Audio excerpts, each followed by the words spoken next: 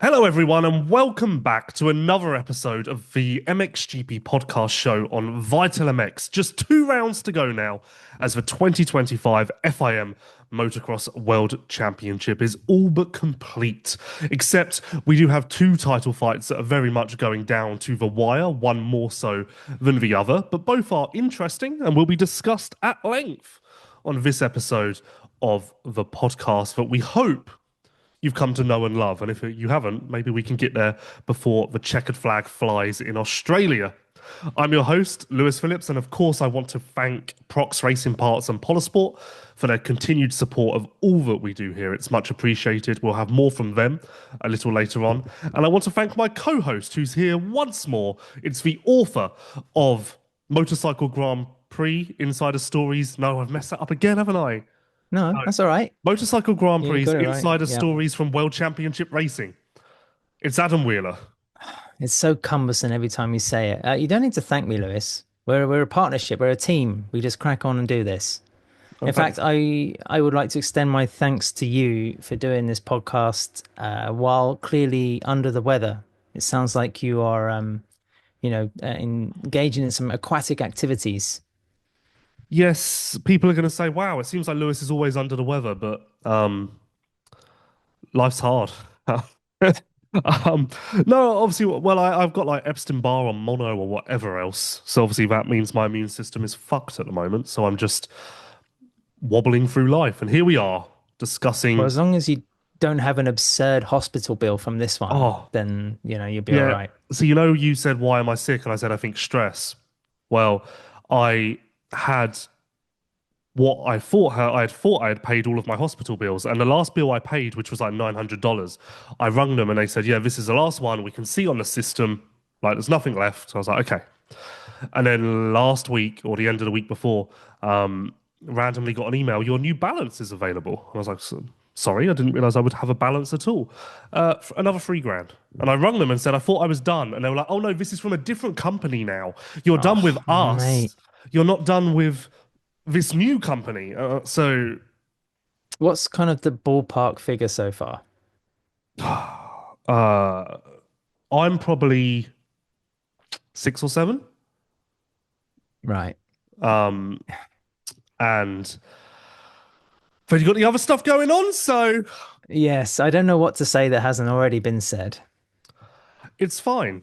We've got Turkey, and if there's one Grand Prix to lift the spirits, the atmosphere just bursts through the screen. It's a favorite of everyone. We all adore it. You know it. You love it. It's the Grand Prix of Türkiye. Is it Türkiye? I don't. I've forgotten, to be honest. Turkey. It's Turkey, isn't it? It's Turkey. Türkiye? Yeah. Right. What did I? Okay. Oh, I'm getting. I think I'm getting Turkey because I'm taking the Czech's new name of Czechia and I'm applying it to Right. Turkey. But this is very Okay. much Turkey. And honestly, between Turkey and Charlotte, close one eye and you can barely tell the difference. Because Was it Super that bad? Motocross, well, no, but Super Motocross has kind of been MXGP's forte for the last part of the decade. So, yeah. But once again, I mean, actually, I was thinking this morning. How long have we been going to Afyon now? Because Jonas and Prado crashed in 2018. That must have been the first year, actually. Yeah. So we've almost been going there for 10 years. That's insane. Like, time flies. I cannot believe that. I think Afyon also resisted the second COVID championship as well. I mean, I remember that was my last visit, I think, 2021. When we were still very much being asked to wear masks everywhere. There was still quite a lot of control. Yeah, it's just, yeah, like I say, it's stubbornly resisted on the calendar. It's had sort of various dodgy sponsors, it seems. Like its own MXGP had its own Bitcoin launch, Oh, that yeah. Grand Prix. And the consistent thing is that it just seems to be a terrible track for some riders. I mean, Yago Hits again having a nightmare. Ben Watson, Great Britain's own Ben Watson, just seems to hate this circuit. Why? I don't know. I'm curious as to whether the track is used more often or it's just like a staging point for a Grand Prix and that's it. Because it doesn't, it just seems a kind of inconsistent in terms of prep and grip and whatever else. And the riders themselves, I mean, from the quotes that I saw post race, was saying how in the first motos it was very fast, pretty plain, difficult to make a difference, and it kind of chopped up and became a bit more technical in the second. But there doesn't seem to be that many redeeming features, Lewis. Yeah, like you say, it's resisted being kicked off the calendar and following suit to some of its man-made counterparts. Like even Indonesia, we went from Pangkal Pinang to Semarang to Palembang to um, Lombok to Sumbawa. But for whatever reason, Afyon, no, Afyon, yeah, we're going to be there every year. We're not going to bounce around Turkey. We're not going to leave Turkey and go back.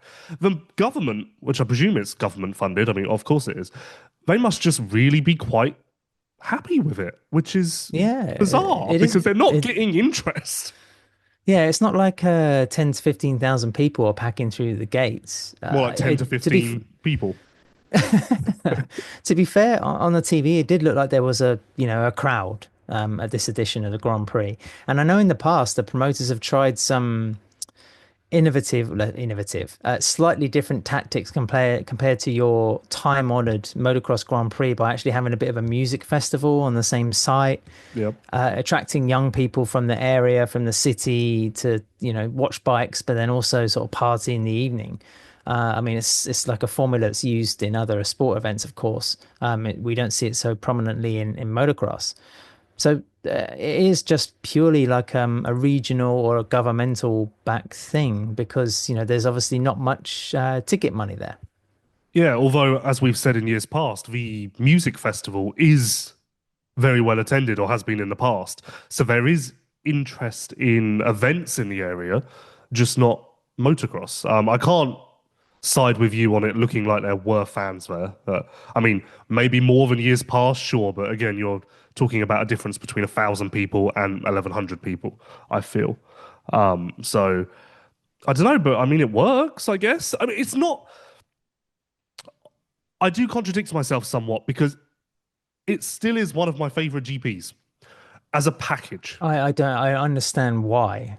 You keep saying that. I do I keep mean, saying that. Latvia I can get on board with because you're just down the road from a major capital city, but and Sweden of course has its own charm. But I never understood your fandom for Turkey. Well, my fandom goes back so far that it was called Turkey at the time. I've come through generations of names. No, great area, nice hotels, relaxed setup. The track isn't terrible, if you want to call it that. We have had good racing there in the past. It was quite good this weekend. The second MXGP Moto was good. Um, for its lack of redeeming qualities, it has played host to some poignant moments in MXGP history, such as the Jonas and Prado crash, which we better not bring up because now with revisionist history, everyone will very much go against Prado even more and use that to scorn him. We need to try and keep Prado's past as under wraps as possible to protect him. 2021 was great racing there. Although I Yep. can't really recall it, I'm just presuming because it was 2021. Of course it was.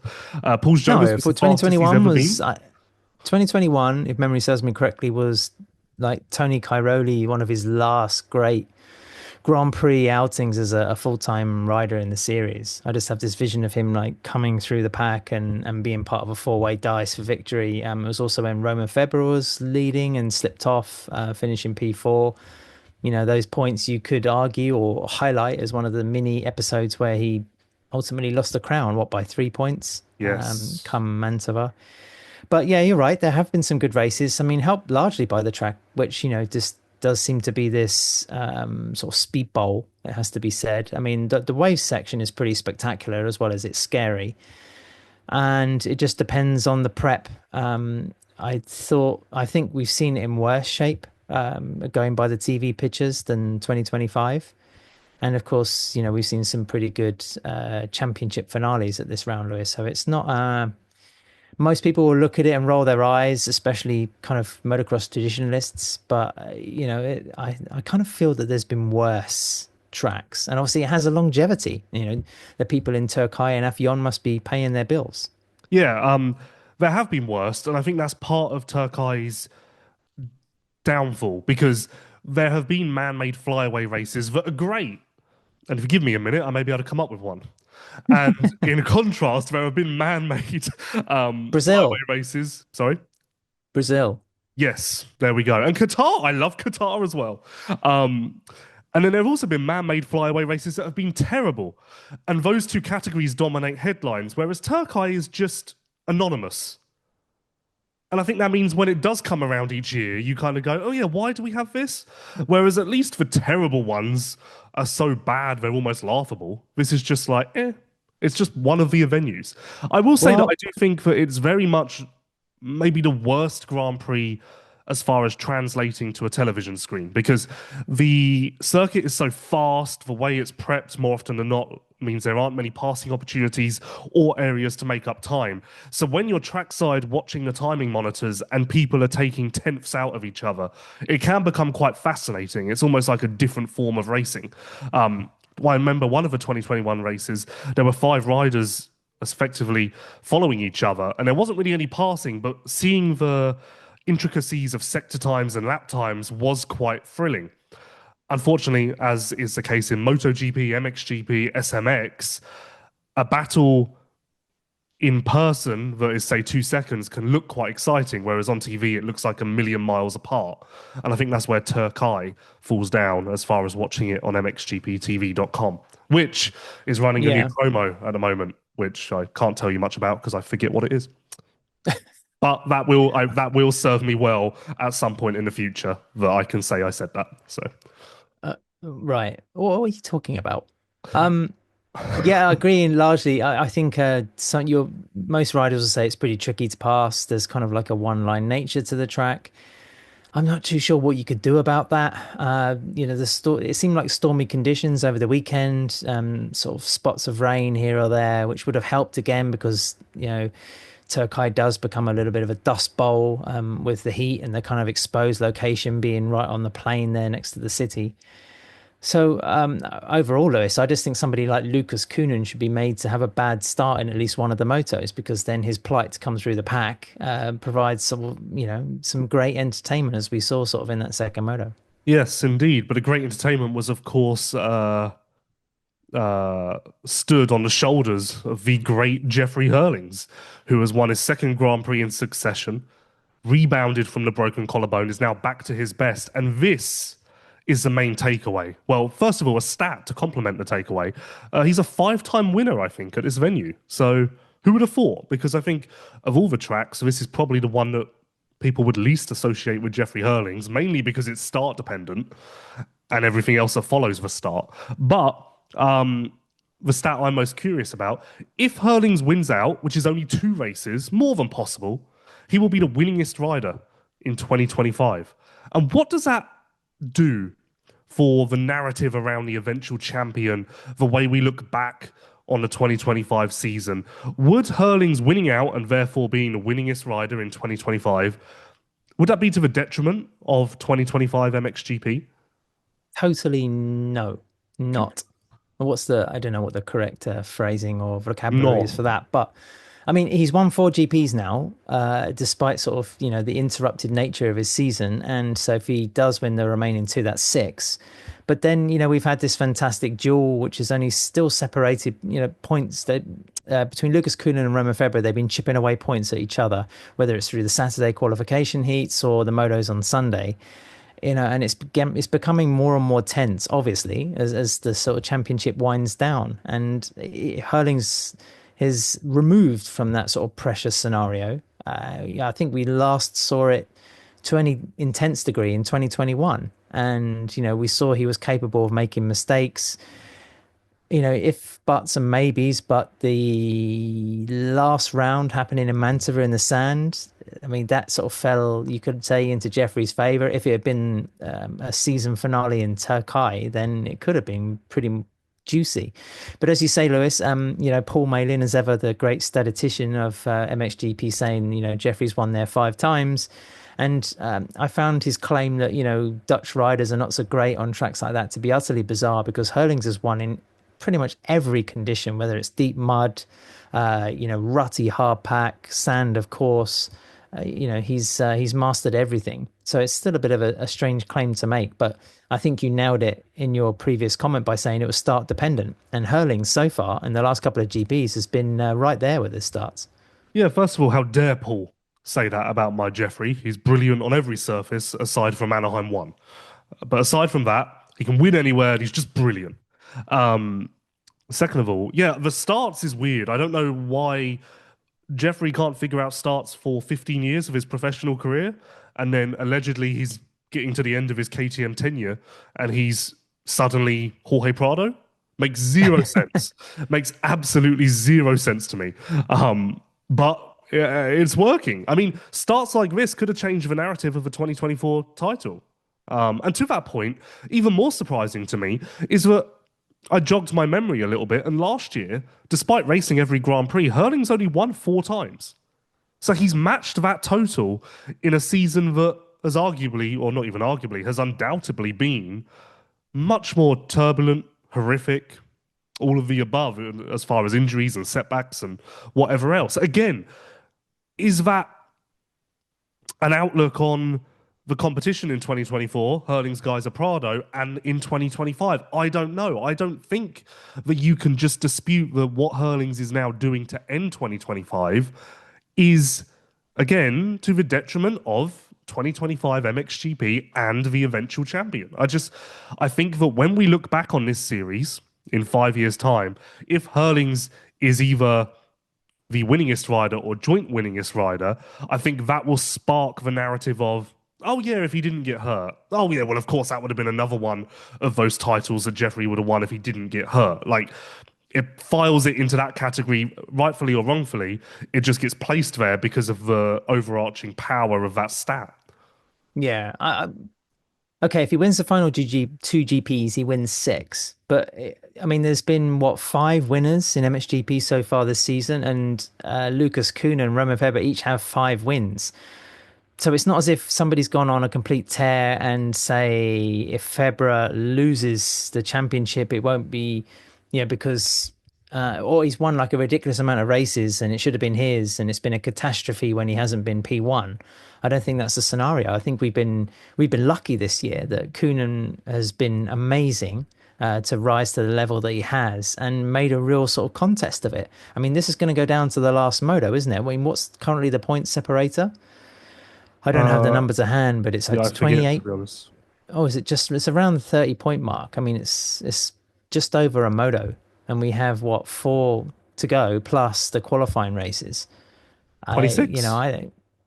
Is it 26? Okay, so it's just over a moto. I mean, I think while Jeffrey's free to hang it out at the starts and ride however much he wants, I think, there's something in the back of Febvre's mind, and even more so Coenen, who's never been in an MXGP title winning position before because it's his first year. There's just that extra there's just that extra kind of doubt that, I can't hit that section or that jump a little bit more out of shape or with a little bit more thoughtlessness than I would perhaps otherwise entertain, because, if you go down and sacrifice those points. And Febvre, more than anyone, knows the price of a point. Yes, indeed. And I did find it symbolic a little that Romain kept Lucas at bay at the end of the second moto, because that was almost, well, A, doing that, and B, doing that without making a mistake was righting the wrongs from the 2021 race that you mentioned, which ultimately cost him the championship. So I did like the relationship there. Do you think Lucas is being a bit delicate? I mean, there seems to be quite a bit of griping going on post races. I mean, this time he was saying that he was too nice, and he would take an opportunity like that in the future. I did notice at the start of the motor that Febvre came across him on the start. I mean, he had to kind of brake check a little bit going into the first turn. And then, Coenen could have tapped him and taken him out to take that P2, in the last lap of the second moto. But sometimes you see Lucas post race and it's like he sucked a lemon. You kind of think, look, you're right in this. You've had an astonishing season, big career, big contract renewal coming up at some point. Just absorb like the good parts of it, because I mean, even someone like Jet Lawrence will testify that the dark sort of nature of the sport and a big injury is just around the corner. Yeah, it is weird. Like, to your point, after Türkiye, there was all of this talk of now I've learned what I need to do and I won't make that mistake again. And I'm like, what did you learn? What did I miss? Like, did something major happen? And that has been the trend ever since Sweden, where he, of course, dropped the ball to a degree. And I don't know, is that him trying to leverage his position off the track and maybe get in Romain's head and help his cause? Maybe.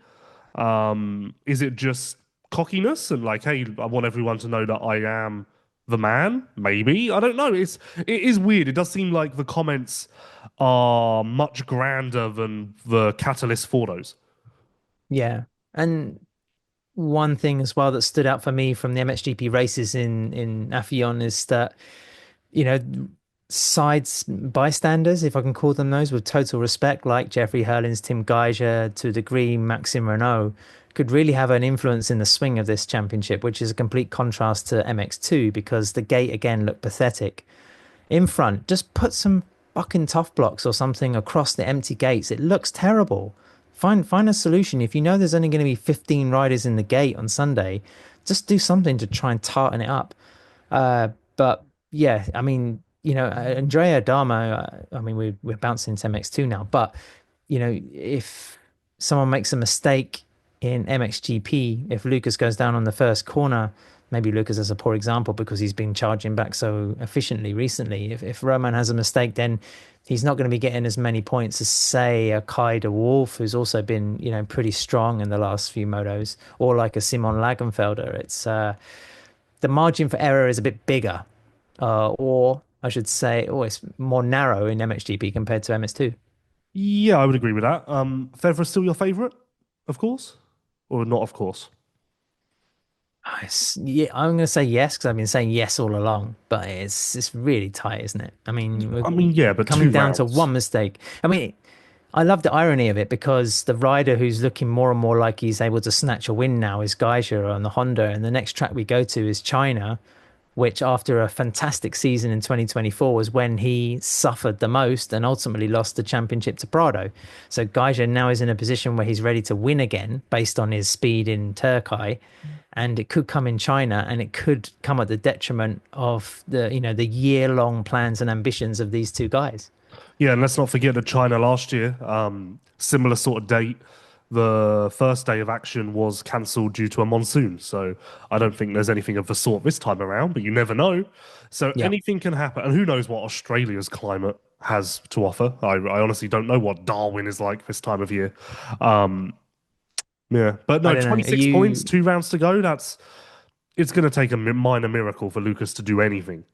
you said that last time about the MX2, but then look, I mean, I don't know. I think the points can be gone in a moment. Yeah, but I yeah, no, it's done. Give Febvre the number one plate.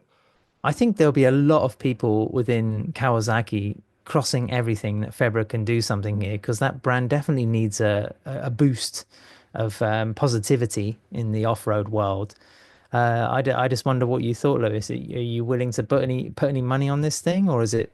Yeah, I think it's impossible to predict. No, I'll put all my money on it. Febvre's Oh, gonna win. It's 26 points. We've got 2 rounds left. He can go into championship yeah. management mode. What is that though? That's 124 points. No, 120. Are you I think sure?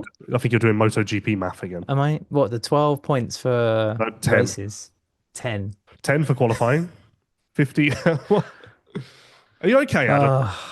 I don't, why can't they just keep it at 10 across the board? What are you? Oh, okay. Across the borders in multiple So, sports. yes. So I mean, if you're going to do the stupid qualifying Saturday points thing anyway, then just keep it in uniform. Um, yeah, okay. So 120 and 26. I think that's still quite a lot, Lewis. No, I think Febvre's going to hold on to it. But if you're Febvre and Kawasaki, with Coonan's comments, with Coonan's reputation to a degree, do you begin to worry that there's some sort of attack coming in the form of a dirty move or a takeout or whatever else? Like, I don't know if I'd put it past Coonan to not start to play some questionable games here.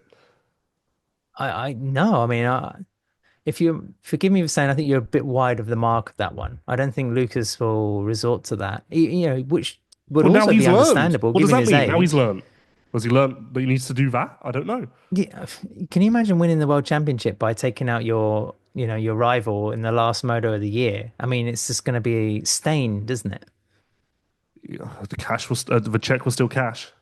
Yes, yeah, you're right. But I don't think he has that kind of character, and I don't think he's comes across as quite confrontational.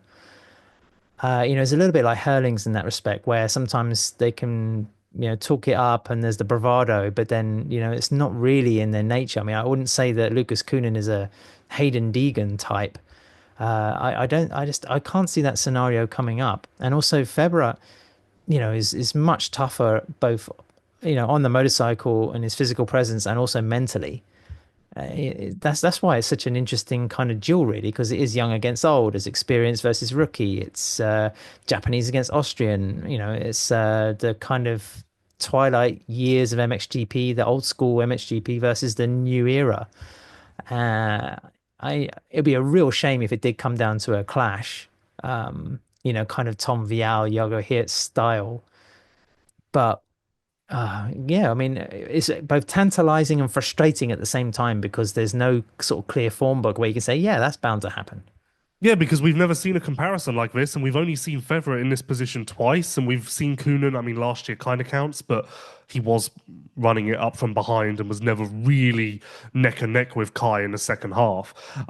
As the gold plate looms and various events could take place in the lead up to that, it's when you really would want to have Polisport's APT unbreakable levers. Snapping levers, well, you may be if someone takes you out, that's weak and outdated. Polisport's APT unbreakable levers bend on impact, bend back to their original shape, and let you keep riding. With a stainless steel core built for war, they are rock solid strong and designed to match the OEM levers, shape, and specs.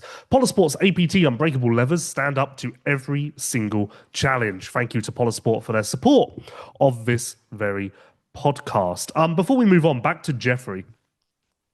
A very eventful season on and off the track. Around the time of his negotiations for next year, there was a lot of talk of, is he still worth the money? Is he of value? Can he still win a championship, etc., etc., etc.? Allegedly, he is moving on from KTM with a nice pay packet to go with it.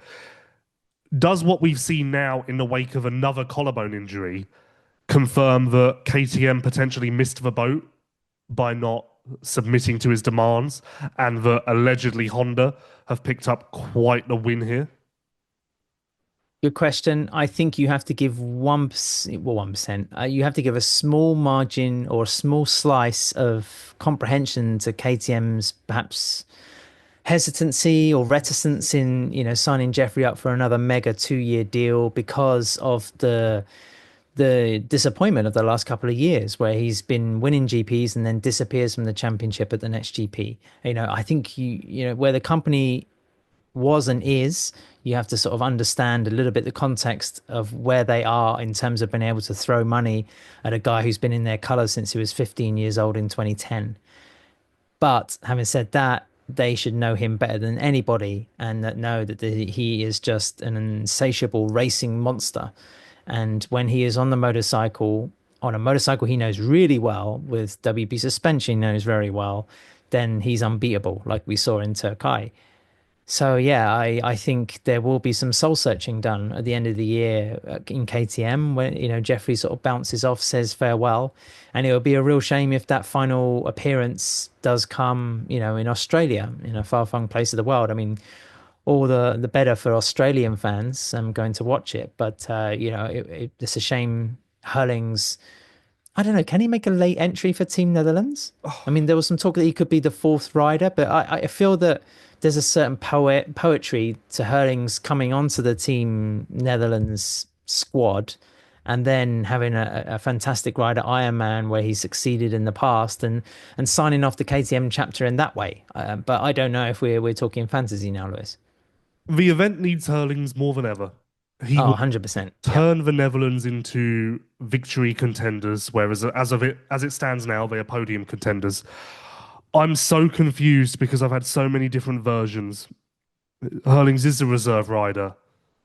It would be I mean, it would be a controversial move, but it wouldn't be viewed as controversial because it's so um, understandable if they were to bench a healthy Calvin Vlanderen or Glenn Coldenhoff for Herlings. I don't know if it's ever been done before, to be honest, without being provoked by an injury. So I don't think he'll be there. I don't think he's overly fussed. I mean, again, I never got the vibe from Herlings that he was desperate to go and race for nations and was heartbroken that he didn't get selected. I think that he's quite happy with how it's planned out. So I don't think we end up with him there. And it's a great shame. And you know what? I'm trying to think of a time when we were missing such a great rider and there was no reason for it. There was no injury. There was no. Of course, we've had times where Dungey stayed home, Tomac stayed home. So on the American front, I guess there's quite a few of those instances. But from MXGP, 9 times out of 10, if the best riders are healthy, they turn up. It's quite Yeah, weird to think. and if there's no sort of contract flex as well that prevents them from doing that, that's happened to Ken Roxon in the past, for example.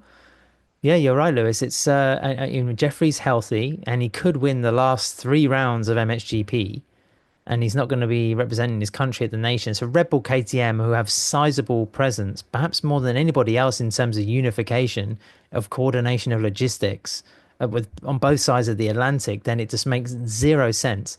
But like you say, with Glenn Coldenhoff, Calvin Verlanderen, and Kaider Wolf, the Netherlands have like a really strong team. I think if there's something that goes drastically wrong for Team USA and for Team Australia, then the Netherlands is the country that you have to slot in there to pick up the pieces and get a win.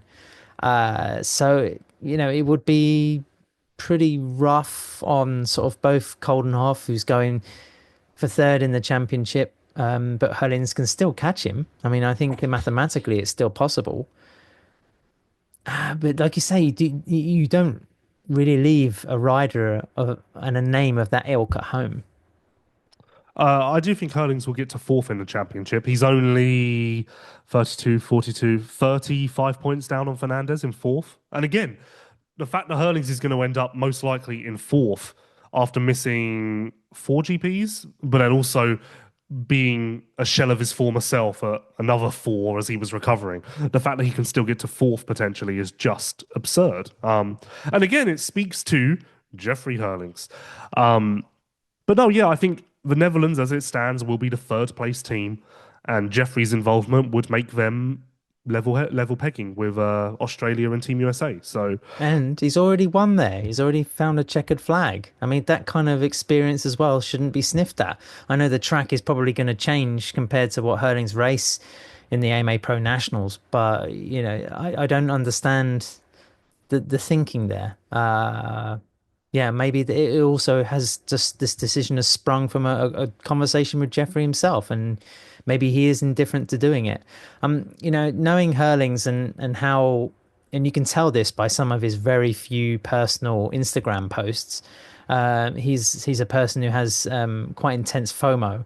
So I think, when it does all the build up starts, once Australia's out of the way and everyone sort of turns their attention towards Ironman, then I think he might be thinking a little bit more on any kind of hesitancy he might have had to go into the US. yeah, I would agree with that. I would certainly agree with that. And from one heartbreaking story to another, not only will we have no Jeffrey Herlings at Ironman, which is somewhat of a blow. Let's say that the no Jeffrey Herlings at Ironman rocked us and caused us to fall to the floor, but we're not out for the count. And then comes the announcement that Ben Watson is out. And that just is a KO in itself. And we're out of the running at that point. So a brief oral history of Team GB in the 2025 Motocross of Nations. First of all, Do we have to go there, Lewis? I can do it quite quickly. Give me 2 minutes. Oh, it's depressing. Go on. Anstey was out from the very beginning. Well, not the very beginning, but early doors, because Star Yamaha want, I believe, around 25 grand to take his bike to Ironman. And he's also doing WSX, which starts 2 weeks after the Nations.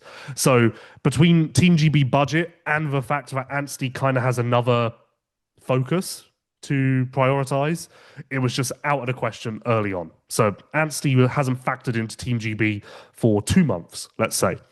And then quite quickly, the team established itself as Conrad Muse, Dylan Walsh, and Ben Watson.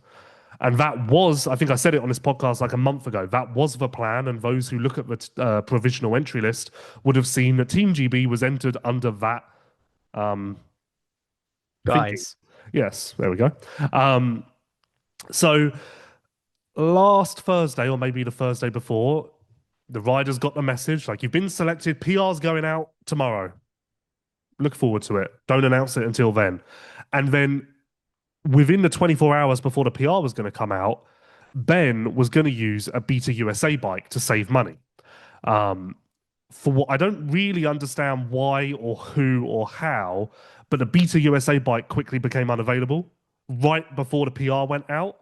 So then it was back to his MXGP bike needs to get from Australia to Ironman, and Team GB just doesn't have a budget for that. So that ruled Ben out quite quickly. Obviously, having the Beta USA bike would have made it quite simple. And that was all done. It was all sorted out. It was all finalized until this final moments where a wrench was thrown into the plans. So that's Ben out officially. So now it very much seems it'll be Conrad Muse, Dylan Walsh, and Josh Gilbert, which, where did the glory days go?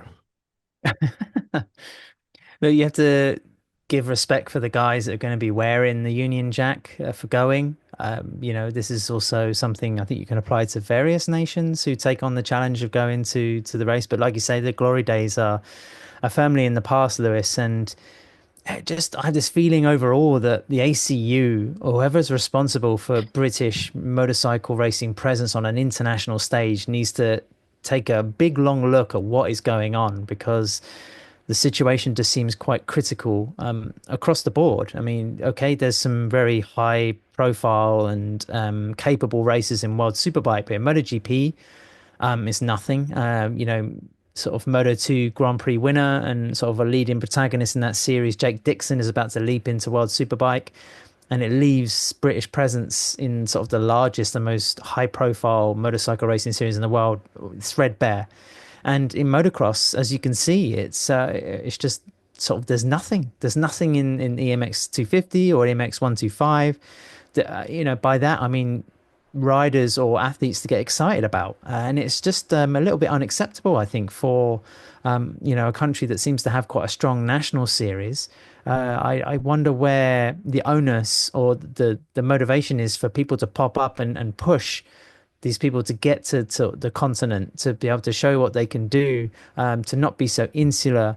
I don't know where sort of this the fallout has come from. And it's just a shame, because we get to a big flagship event like this for the whole sort of motocross global community, and the UK has gone from being a nation that could get a podium finish to one that is kind of scratching around and making last minute changes to plans, and cannot sort of get funding to move a motorcycle in freight. So it's just a shame.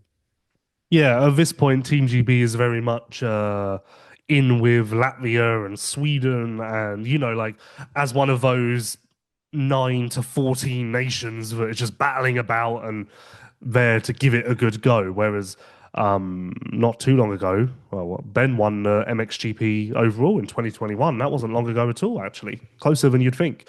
And of course, if the team was Ben, Max, and Conrad, that's a great team. And that's obviously the best team that Team GB can do this year. But for whatever reason, mainly money, well, actually only money, that's not going to pan out. So, how do you feel about Kevin Bruman not making the Swiss team, Lewis? You know what? I never actually put two and two together with that. I'd imagine that MXGP and in front will somehow find a way to insert him in. Um, maybe he's going to be the Grand Marshal. Maybe he'll be doing television duties. We have to do a nation show, so we probably shouldn't divert too far away from Turkey. But obviously, it's on the horizon. I mean, we're weeks away, and I think the results of Jeffrey Herlings has made it a topical talking point. Ben Watson as well. I mean, I think we already mentioned on the show that Watson is Türkiye, and Afyon is not a good circuit for Ben, and it proved to be again on this occasion. And it would be a bit of a shame if his sort of season peters out like that. But yeah, like I said, we need to do a bit of a nation show, but fans would have seen like a entry list, and kind of take that as with a pinch of salt, I think is the cliche. I mean, the pre-entry list just confirmed to me that once again, Team USA and Australia are sending their very best teams, and everyone else is not. Um, Well, half of Team Australia is in the US already. I mean, this is going to favor, sort of AMA located riders, which is fair enough because, if it's flopping from USA to Europe every 2 years, then that's the advantage. yeah, it'll be good. It'll be fine. Just need to get there, and then 2023 wasn't exactly a banner year for entries, but that was a great addition. So we just need to get there, and then the mood will rise, and USA versus Australia in itself will be enough to carry the whole event. In Türkiye, as I mentioned, Tim Geiger, I thought looked good. Obviously, he's racing for Team Slovenia, so it's good to see that he's there. Let's hope he can ride even 1/10 like he did in Matterley Basin last year. I think there's going to But be a lot of pressure on Tim because I think that, well, I think we've already seen it. I think that Tim's last lap pass on Jet Lawrence will be replayed 17 million times. And I well, think you hope everyone's so. just going to expect the same thing, which he can do You it. hope so. I Yeah. just think that it's going to be really drummed up as kind of the main advertisement for this year's event. Yeah, I mean, I think people will be aware of the narratives around each rider going into the GP. And we know that Geiger just was letting out the angst of losing the championship to Prado at the last gasp. But one thing coming back to Turkey, Lewis, is that one of the frustrating things about not being on the ground is just knowing sort of a little bit of the details because Ruben Fernandez, we know, is waiting for confirmation of a third CRF 450F for 2026. I thought And I just we wondered know if he's in, don't we? I thought this was done. no, he's still waiting for confirmation. Oh, That's the last I heard anyway. I And thought we I were would like done. to know if he was on the prototype, which obviously Geiger hasn't been riding. Anyway, I'd like to have known if there were two distinctly different Hondas in the gate in Afyon. Yeah, I think that But we don't. Fernandez is just on the new bike now. He's permanent. Right. He's Well, moved on. It's very rare. I can't think of an instance where a rider got on a prototype and then moved away from it. Yeah, I'm looking at the photos now. That's the new bike. right. I'm actually quite proud of myself that I can spot that. I hope I'm right. I'm not very mechanical. Don't know if you've noticed. His gear looks nice. That's about the extent of what I can take from the Did you photos. He looks very really? nice. Did you think it looked good? I thought it No, I looked was kind of a joking. bit. I was just Oh, right. making fun of my what I take from photos. Right. um, anyway, Vlandrin was quite revealing in the Yamaha PR, saying that he's never started in first gear, which makes no sense to me because we've raced in Türkiye for the best part of a decade now, and there are other events where you have to start in first gear. I have no idea why he never would have tried it until now. But Yeah, I mean, also one thing if people don't know, if they've just watched the highlights on YouTube, is that Afyon is quite highly elevated, compared to other MXGP tracks. I think it's like almost 1,000 meters above sea level. So that obviously interferes with the setup and, the configuration of the race motorcycles. But Yamaha as well, Lewis, I would like to sort of try and get to the bottom of what their setup's going to be or their lineup is going to be for 2026. Maxime Renault, we all thought was out. Now it seems he's back in. Maybe he had some difficulties jumping out of that contract, or he's had a talking to from somebody at Yamaha saying, "Trust me, everything's going to be swell next year." And then I guess we should have confirmation pretty soon that Calvin's going to be the second rider there. But yeah, I mean, Renault as well, I think was what, fourth or fifth, just missing the podium. He's been dealing with this troublesome hip all season. I hope it's sort of getting better for him. And of course, he's another one that's going to be in action in the USA. Renault, Yamaha, Ducati situation is very much like the hokey pokey at this point in. We're 1 foot in, 1 foot out, 1 foot in, 1 foot out, and we're turning it about. American listeners going to understand what you're talking about. No, but they And can isn't the Google hokey cokey? it. Is it? Is it? I think so. Oh, this is. Oh, 7-year-old Lewis is embarrassed. I It's was the in hokey school cokey, I'm saying we do the sure. hokey pokey. Oh, No, no wonder it's my never been the life's turned hokey out the way it pokey. is. I must have been a social pariah. Can you imagine the Yeah, things you that were they were probably saying about me behind my back? yes, and you were when everyone was putting their Oh, foot in, you were probably putting your foot out. oh, this is where it all went wrong. From that day, what a character defining moment. You were Wow. one of those guys who at the school disco was kind of just sitting around at the back, weren't you? Just waiting to Well, either no, for the right tune or the right dancing partner. no. I turned up as it was finishing and helped the janitor. Dancing part. I make it sound like the school disco I went to was something out of Back to the Future. Yeah. Oh, yeah. Well, sorry. Was this Greece? Did you go to school in the Greece universe? But showing my age. uh, that was good. I like that. I don't really want to talk about Turkey anymore. I just want to continue doing jokes like It that. was But, pretty good numbers, right, for MXGP class in Turkey, I I'm just thought, hold on. considering I'm googling what? this. It's a hokey pokey. I was right. No, it's not. Yeah. How would you spell Koki? Just Are C you instead using of a. AI? No, I've googled it.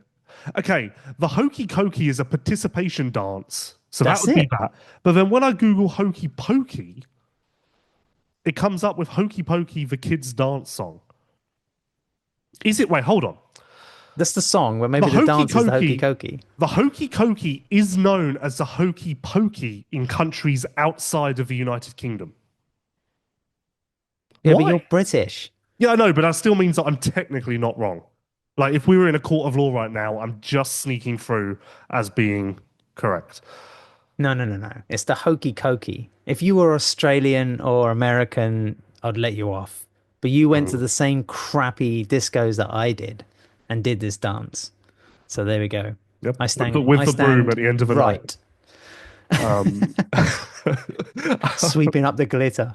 yep. Everyone else that I had a great time. I was really happy for all of them. Anyway, I don't even, MX2? how did we even get? Oh, Renault and Ducati. Yeah. What do we think is happening? I don't know. I need to ask Sewer. Well, actually, no. I need to ask my source. Oh, the cat's out of the bag I need to now. ask my source. No, it seems like it's happening. It's not. It's happening. It's not. It's happening. It's not. I don't know what's going on. Um, I don't know what's going on. Koldenov's 250th GP. Well done, Glenn. Yeah. And one of his worst of the season, Yeah, it seems to unfortunately. always work out that way, doesn't it? On the milestones, I feel like the milestones are rarely Yeah, and it also catch up. supports Jeffrey's argument that Afyon isn't really like a Dutch rider's track. P9 for Glenn, and just pretty. I mean, what did he get? Like 9 points in the first moto. I mean, that's pretty low pickings for the standards that he's set. And I was asking a little bit about Fantic's plans and when it might be announced because there's this whole sequence that has to be negotiated first. Okay, from what I understand, this is not gospel, but Ducati needs to break away from Maddie Racing in order to announce their association with Louis Vosters, who currently runs the Fantic setup, and therefore that would free Fantic to then declare their association with Jackie Martins.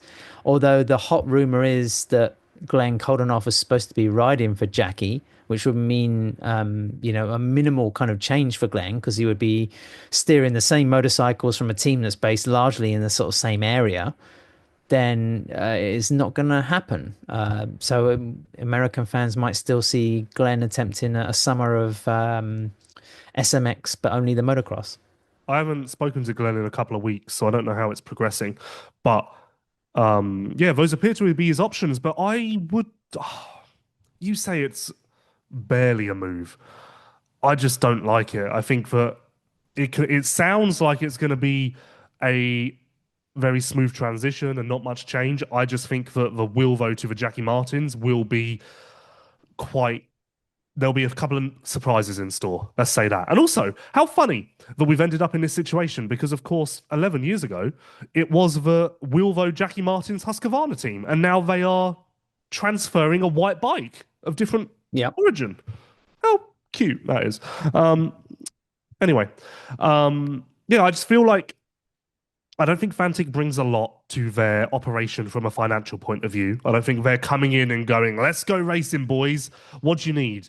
I think that Wilvo's attraction to both Fantic and Ducati is that Louis Vosters. We need to stop calling him Wilvo, Adam. Stop doing that.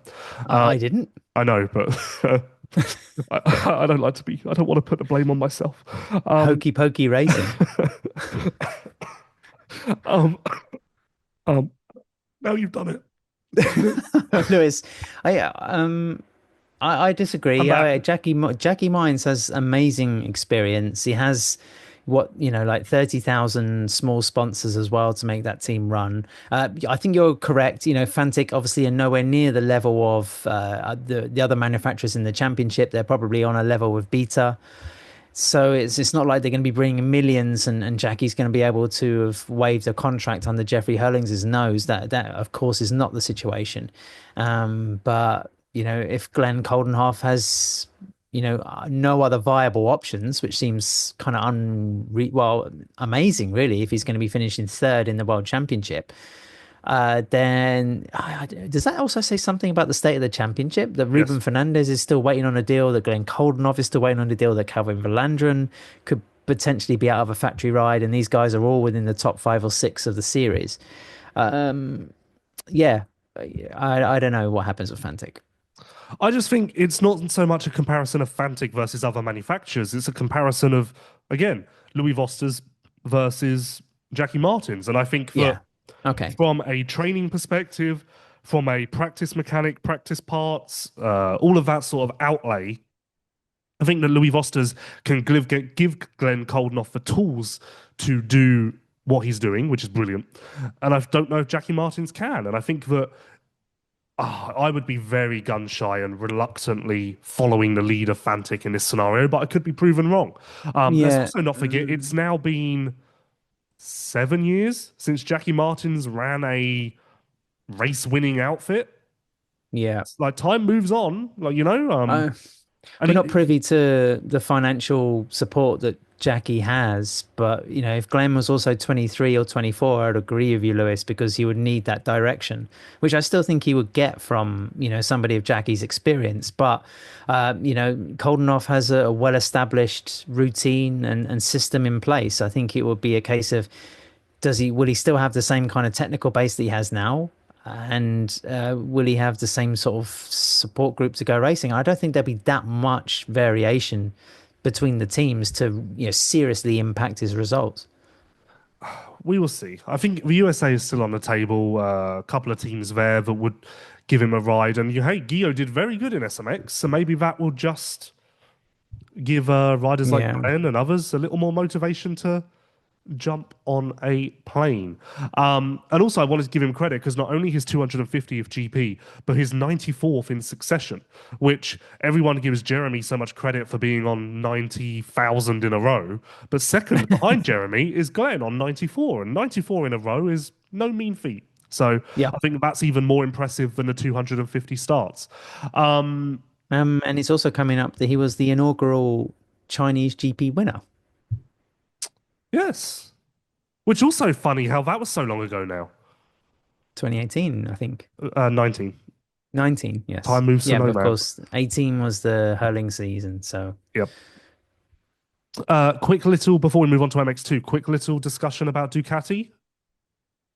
yeah, Ish. not a good track for them again. Yeah, but it should be because the thinking is that the bike is terrible in the sand, as we saw in Lommel and Arnhem.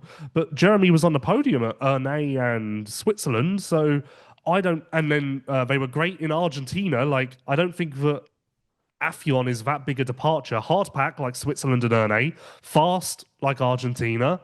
I don't know. I expected this to I be. maybe the elevation played into it.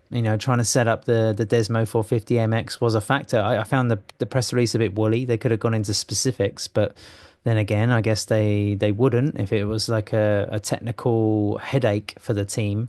But yeah, I mean, just looking at the results now, I mean, Jeremy Sewer P15 and Guadagnini P16. I know they had their issues. Was it Guadagnini who came off at the start of the second moto? Goodness. Interesting. I was talking to Mark Marquez, sort of Oh, MotoGP name drop. champion in waiting. About the Desmo 450 MX. He's been riding it a bit more, but he says he's been using it more lately for sort of flat track. He says he loves the power delivery on it, but he finds that there's less torque, at the bottom end, which I was surprised by because I thought, the Ducati Desmo system would have that, excessive bottom end grunt. But he said he didn't really find it like that, even though he says that the bike is extremely fast. And then I was talking to Fabio Di Gianantonio as well, rides for VR46, and he just says, for a hobby rider, it's spectacular, riding the standard version of the bike. But Lewis, as we're saying, we're talking about the sort of premium level of motocross, and at the moment, I wouldn't blame Jeremy for being a bit frustrated.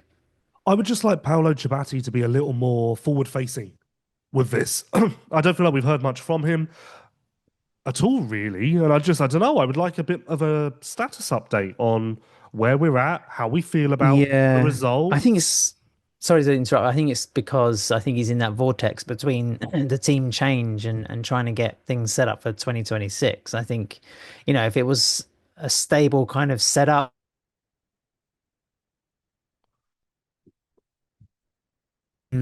dissection and revelation. I mean, we had Gigi Dell'Igna, the general manager of Ducati course, talking about Ducati's sixth MotoGP constructors title. That's seventh in total for them.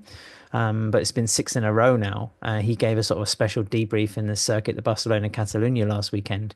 And, Ducati do have this across the series sort of philosophy of development and excellence. And, but yeah, you're right. I hope that, maybe Chiabatti can give some more information when and if he can talk about the future of Ducati, especially for like Supercross setup as well, because there's going to be plenty to talk about. I think that Ducati are very scared to talk as well because, of course, unlike MotoGP, this is a bike that they're going to be selling, and I think they're very keen to not put doubt into the consumer's mind. Not that there is a reason to doubt, but they don't want to, say the wrong Yeah. thing, admit. I think that has gone on, and of course, a different way of working to how they do in MotoGP.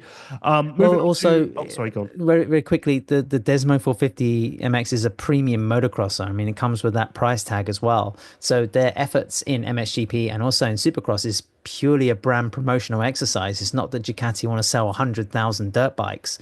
They just want to prove that the technology is competent and it can wow the fans, wow the newcomers, the hardcore motocross community. Might also capture the attention of kids who might say to their parents, "Hey, can I get a Ducati 250 instead of a KTM?" Further down the line. There's that kind of stuff. So I think it's important for Ducati to present a motorcycle or a racing effort that makes the headlines. And having their riders finishing in 15th and 16th in Türkiye of all places is not the direction they want to be in. Yes, I can agree with that for sure. MX2, Simon Längenfelder won the battle. Kai de Wolf gained in the war. The gap has fallen from 15 to 12. 2 rounds to go. Too close to call, I think. I'll eat some crow on that because I did very much think that it was going to be the Simon show, and it was. He won in Turkey, but the qualifying points proved to be to his detriment. Who are you favouring? Would it be a murder, Lewis, if Kai wins it? Well, first of all, I meant to start the MX2 with this. Are we finally ready for you to step away from the Adamo Championship train? Unfortunately, Oh, yes. yes, thank God. I mean, I think Andrea's post-race quote was very revealing, where he said, you have bad moments during a season, and this was not the time to have one. And I was kind of asking around a little bit if there was some sort of issue, whether he was hurt or there was something else going on. But for Andrea to sort of to make those little mistakes and not finish on the podium and keep pace with the German and the Dutchy going for the title, it was the worst possible timing. And the gap, what is the gap now? It's Oh, over 50 points, I think. It's yeah, it's looking like a very tall ask. well, no, it's looking like an impossible ask, Adam. That was still too optimistic. You need to accept it's over. Um, I Two things that surprised me from Turkey from an MX2 perspective. I didn't realize that Kai has so many more podiums than Simon this year because I feel like Simon's strength has been consistency. But Kai has 14 podiums to Simon's 10, which really surprised Mm. me. Really surprised me, especially considering Kai's the one coming up from behind. That seemed to fly in the face of what the championship story is. And then also, I got a kick out of Simon's last 7 results being 1-5, 1-5, 1-6, 1. So Yeah. that potentially indicates that China could be unfortunate, but maybe he rebounds well to clinch in Australia if you want to run the numbers.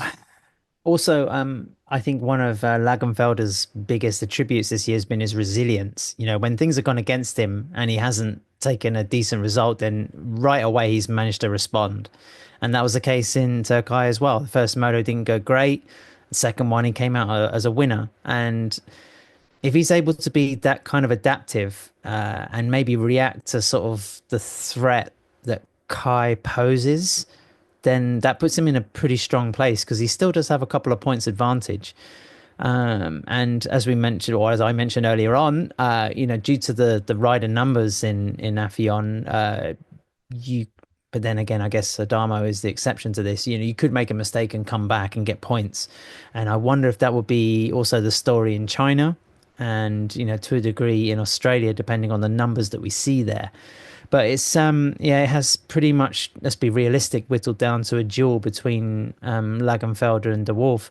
And based on last season, Lewis, I would still opt more for the guy with more experience. And I think De Wolf is, I don't want to say riding within himself, but I think he's just taken a measured approach to this. And I think if it came down to the last laps of the last moto, then he would pull a pin to get the job done. At the moment, he's just kind of assessing the situation lap by lap. And that's also encouraging, I think, for, I don't know, just trying to orientate himself in the championship standings. I might be talking out of my arse here, but I just think that overall game management might be a little bit more in Kai's favour. Yeah, I agree with that. And also, he's in a favourable position or a privileged position because after Matterley, I think it was, he was 70 points down. So win or lose this championship, he has already won in a sense just by getting himself back into this sort of position. Whereas Simon, if he loses, there's no way to kind of dress it up. So the pressure certainly mounts more on the 27 versus a 1. A lot of people intrigued how Simon will handle the pressure, but also the heat. And that will obviously loom larger in both China and Australia. So he's made it through the first hurdle, but this was always going to be the easiest one. So whilst I'm encouraged by what I saw from Simon, I'm still skeptical. And I think China, I mean, if he can get through China and maintain and head into Australia with 12-point lead, I have full hope that Simon can hold on to 12-point lead because you have to do fairly poor to blow that in one round. And we're also at a point now where I think guys will start to be a bit more respectful to the championship contenders. And if one of them gets a bad start, maybe move out the way a little easier, like all of that factors in when it's a matter of points like this. In contrast to that, I do still believe that Kai is my favorite. I didn't say that after Arnhem, I know, but I'm there now, I think. I would too back Kai just because of the experience and having done this before. But it's going to be great. It really will. I think, yeah. I mean, I think we're not in a 2021 phase, but having both championships go down to the last motos is going to be fantastic. And for European-based fans and followers of MXGP, they're going to have to be setting their alarms, to sort of watch those races in Australia at a different time zone. And yeah, it's going to be worth it, 100%. What I was going to say also about MX2, I think we should also give props to Sasha Coenen for discovering, some consistency at long last. I do think this track played into his favor because he seems to me to have a very American style of just absolutely pinning the motorcycle and hanging on to it. And when the track is smoother and less technical, then he's unstoppable, particularly with his starting prowess through his sort of diminutive stature. The second moto, where it was more technical and it was a bit more bumpy and rutty, then, I thought you saw him labor a little bit more. But let's not forget, how young he is. He's only 18 and he's on a slower development curve certainly in terms of racecraft and maturity compared to his brother. But Coenen, at the moment, we're kind of, MX2 exists in a world where Kai de Wolf is extremely close to winning his second title and therefore having to jump out of the class. Simon Längenfelder could confirm another year in which case it's going to be, another sort of KTM dogfight because the German and the Belgian are going to be sort of the prominent figures. It's just a shame, none of the other boys were really that close. Guillaume Ferrez, I thought, was pretty decent. We should have seen more of that from him in 2025. And Camden McClellan as well. Good, but not great. I think he's going to be is he the first rider in the championship that's on a non-Austrian bike? And is he at P6 or something now in the standings? I think it's time for him to be grabbing another couple of podiums before the season ends. Aside from that, what was it? 18-point scorers. So you and I should have headed over, Lewis. Would have been world championship points owners. Oh, what a great podcast that would have been as well. We could have really gotten into the thick of like why things happened. We know, well, I don't know if we've discussed this, but Längenfelder is going to move to the Austrian full factory KTM tent, which confirms that tent will still be in existence as well. He'll sit next to Adamo. But did we get confirmation that Adamo's re-signed? I thought we did. No. Nope, I think the KTM roster is still a little bit up in the air. The only thing we do know for sure is that, Jeffrey Herlings is allegedly moving to Red. On that note as well, talking about KTM, it's cool to see Valentina Ragni on the podium picking up the trophy for the winning team. And she has been a mainstay in MXGP for so long, and one of the sort of fulcrum figures for KTM and the way they go racing. So it's always good to see people that deserve some credit and attention get it, and that was cool that sort of Valentina went up there, as we saw with Dirk Grubel as well. I mean, he sort of popped up on the podium in the last GP in the Netherlands in Arnhem. So yeah, good ploy by sort of Joel Smets as sort of team principal, just to give these figures a little bit of attention. Yeah, and also having Dirk join Jeffrey, Valentina join Jeffrey, it does almost feel like a little bit of a farewell to Jeffrey, which is sad. Actually, makes me quite sad to think about, because that trio of Dirk, Valentina, and Jeffrey really were the unbreakable force in MXGP Lewis, and MX2 for so long. You could have been Jeffrey's first post-race interview in Ironman, just to continue that circle of sentimentality. Oh, and it's just a shame it's not going to happen. It is a shame. And now no Ben either. What's the point? Like, you have Jeremy. Yeah, well, I don't think Jeremy's in the best mood at the moment, to be honest. For people that managed to put up with this podcast, who actually kind of semi-like it, do we have any news updates for Ironman? We're obviously going to be doing a show, but are we going to expand some of the coverage? I want us to do a show Friday night and Saturday night. We'll also do a preview in the week. Will people watch it or look at it or listen to it? I think we'll try. We'll get it on YouTube one way or another. I think that our colleagues, Steve Mathis, Jason Wygant, Jason Thomas, are doing their typical what I did at Redbud, the live American show in the pits. So we'll cater to the audience who aren't there and maybe heading back to their hotels or are far flung with an online spectacular. Do it of a track. Maybe on Friday night, we could get riders. Can we employ the talented Sean Ogden to do some video? Yes, we can do that. We can get we can call on, or we can't call on Jeffrey and we can't call on Ben. I bet I could get Chase to do it. I bet I could get, Jeremy will do it. Jeremy's not that busy at the moment. Pauls will do it. Glenn, we can ask Glenn Coldenhoff. Yeah, Glenn. I have a lot. If Glenn's listening to this, I need to sit down with him at the Nations. I've got a lot of questions about his career that I want to get answered. So maybe we'll do something a bit more maybe something a bit more Tony Cairoli? Yes. Honestly, took me a second to register why you were mentioning his name, and then we're actually in that position. And also, how funny that he's going to be number 22. Just a slight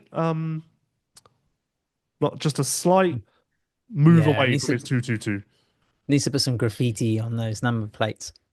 No, but we'll do a lot more. I think the world is our oyster, Adam. I think we should also try and get David. I think we should separately maybe try and do a David or Dan. Well, it depends what mood he's in. We are in the US, so it should be Dan. Yeah, that's true. He's gonna have a nightmare at customs. He's gonna. They'll have a screen grab, the screen grab of the Dan Longo graphic sitting there in border control. Honestly, They might get turned away. if anyone wants to get into America, come through as Dan Luongo. And then by the time he gets there and tries to come through as David, he'll be the one who's turned away. But I do think you do it on the Paddock Pass podcast, like pre-record interviews. Maybe we should try and sit down with Dan and just do a pre-recorded Yeah. thing, and then we can slot it in at some point. You've been popping up in some SMX promotion. Do they spell your name as Louis, like the French version? Absolutely not, Adam. I Oh, demand the very okay. best. They would be hearing from my lawyers if something like that were to You weren't occur. you weren't like Lester Phillips or something like that. Can we just take a second, though? Having known me since my very first GP, for this idiot to be on stage with Ricky Carmichael and James Stewart, In shorts. I didn't realize, like, I didn't know I was going to be involved. They didn't invite me until the morning of that day. So if I'd known, I would have worn trousers. I did say, do you want me to go back and change? And they said, no, you're fine. But I don't know, quite cool, I thought. I'm No? trying to Okay. work out. Okay. No. Well, I'm trying I'll to just work go out fuck what was myself. more momentous for you, appearing on the Pulp MX show for the first time, or lining up with those heroes.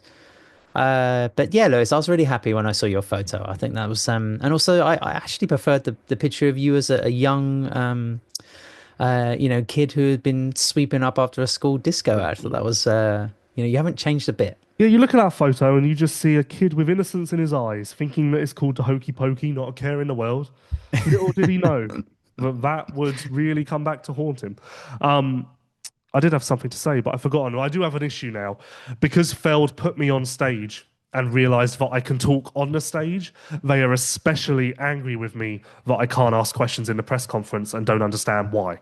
Which, to be honest, Yeah. neither do I. Look, if I have some sympathy because if organizations like Feld, Dorna, Infront Motor Racing do press conferences, it's because it's a provision to the press to get the material they need. So at least have the decency to show your face once in a while. But then I show my face every time. I don't think I've ever heard you ask a question in a press conference. And No, I considering haven't. it's been so many years, that's astonishing. It scares me. It scares the shit out of me. I don't know why. Why? I don't know. It's I told you before, it's the best way to get a rider on the record, and it just halves your workload. Somehow, sitting on a stage next to Carmichael and James Stewart, I wasn't nervous at all. Didn't bother Okay. me in the slightest. But sitting in the crowd looking at that stage scares me. And I don't know what, it makes no sense. And I'm telling the God's honest truth. That is exactly the situation. It's the fact of grabbing them, like when you're on stage, you are meant to talk. It's the fact of being in the audience, there's a silence. And then everyone looks around, and then it's like, "Oh, I want to talk now." And everyone's like, "Where is he? Where is he?" I don't like that. I don't like, honestly, it scares the shit out of me. Same Well, yeah, thing. but you must have. I never did school plays. I never did um, stuff like that. Yeah, but being on stage, haven't you got like 100 people or around Yeah, that but number I'm meant looking to at you? be Isn't that there. more intimidating? No, because Right. I'm meant Okay. to be there. So I'm like, whatever. This is where I am. Like I'm here. Okay. You can see me. Hi. Like this is just what I'm doing. Whereas it's the I don't know. I promised what I would do it this weekend. It's going to be a Can momentous occasion. I can really you should have please broken my break the duck in habit? MXGP. Yeah. Break the habit of a lifetime and ask a question and be a real journalist at the Motocross of Nations. Can you promise me that? Can I, There's only two press conferences anyway across the whole thing. yeah, I'll ask Team USA to comment on Jeffrey's absence. Okay, there you go. That's a great question. Can I hold the mic and demand a minute's silence in honor of Ben and Jeffrey?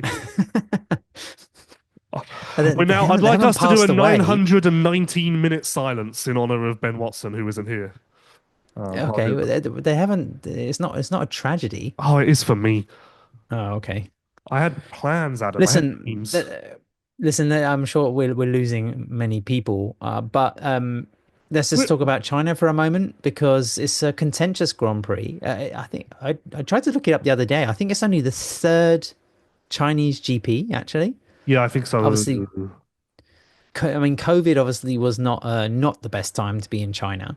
So you had the 2019 opener, 2021, forget it. 22, I want to say, was still fresh. So we only had 2024. Yep. So there wasn't one from 2020 to 2023. Yeah, Okay, so this is the third Chinese GP. yeah. And I tried to go, what year did I try to go? I think it was actually 2019, but then the rigmarole of trying to get a visa as well as the cost was just prohibitive. It was just ridiculous. Uh, and I don't know if it's because of being a British passport holder. I think there's obviously different rules for different nationalities.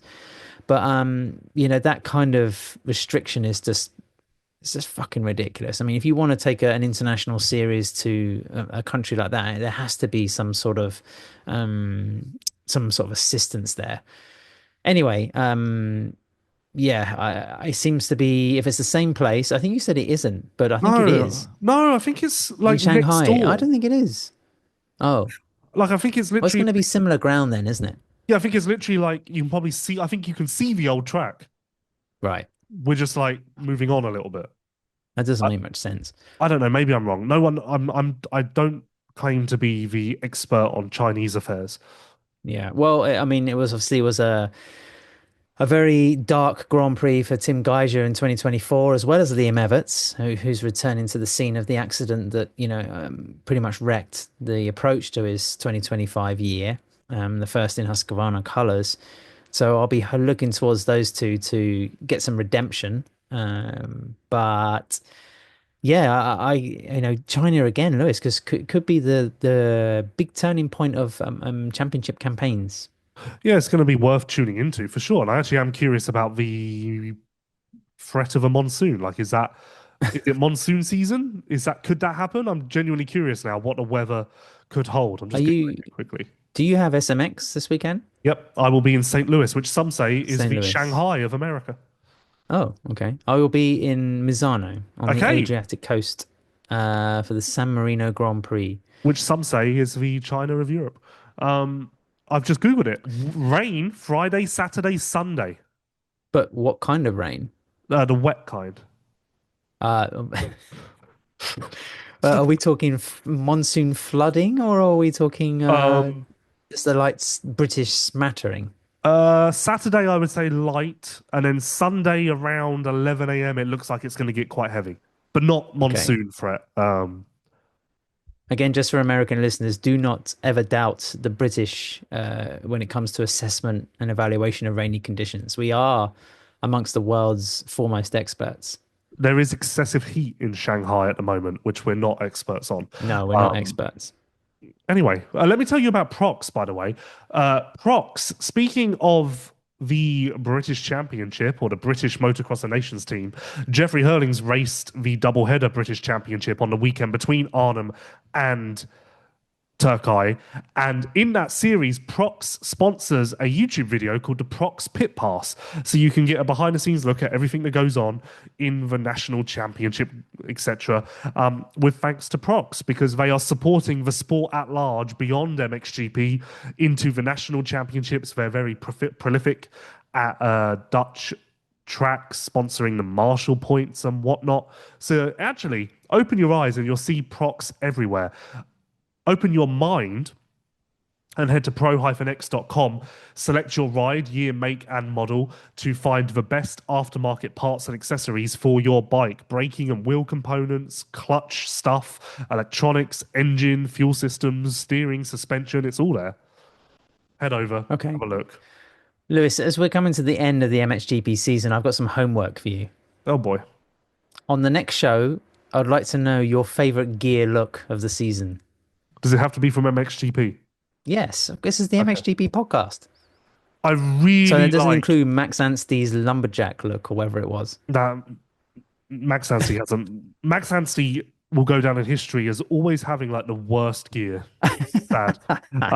Who can forget when he was on Garibaldi Honda in 2012? Oh, His pro yes. grip gear was like black with Oh, polka yeah. dots.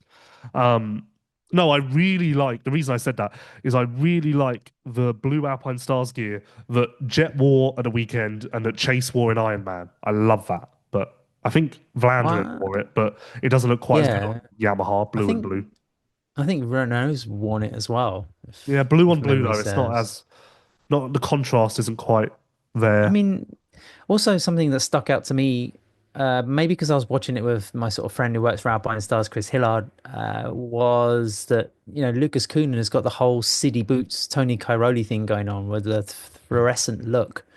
Cairoli, remember he wore the lights in his boots Yeah. for the Qatar Grand Prix? I mean, it's helpful. It makes sort of Lucas stand out a mile because of this bright yellow sort of presence on both sides of the bike. But I mean, it's cool as well that Fly Racing make a big investment in MXGP, and their guy is on the verge of winning the championship because that'll be a first. It's another small kind of newsy thing for the series. We need a gear sponsor. We do. So JT, come on board. Let's start a Sponsor bidding the war between MXGP JT and podcast. Alpine Stars. Yes, at the moment I'm going to put my I don't know opinion out there and say I like the Alpine Stars gear. I'm not too sure about the circular A Stars thing on the collar. That doesn't sort of do it for me. But I have I a think at the t-shirt moment like that, and I like the t-shirt version.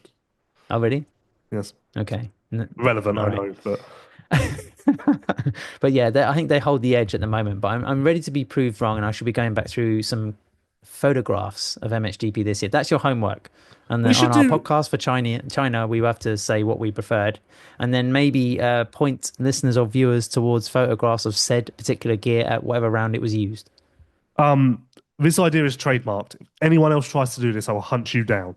What we should do is we should do our own MXGP awards at the end of the season, but we should actually send the awards to said people, and that would really improve our standing, and it would just legitimize our operation here.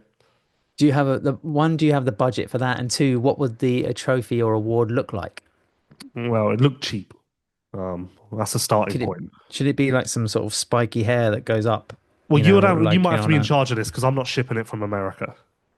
That's immediately going to cause us problems. right, okay. Yeah, that's Um, okay. no, good idea, no? Like, Yeah, an award obviously we'll show just send should like yeah. all of them to Jeffrey's house. Obviously. Yeah, we could have like best and worst circuit, Oh yeah, well, we're best really and looking worst forward weather to. conditions. Hey, hi Turkey. You don't know us, but we'd like to send you an award. You won worst circuit. Yes, congratulations in 2025 for having the shittest venue. Can we have your Uh, address? would it be Turkey though? That's the thing. There could No, be it'd be a Kozar. few other. Yeah, exactly. It'd be But then, Kozar. they won't probably appreciate three different deliveries. I don't understand that joke. It'll be worse weather, worse Oh, track. okay, yes. Commiserations for never appearing in MXGP again award. I thought it was a joke at three different deliveries because the parking was so far from the race that you'd have to send one award to the parking and then one award to the track.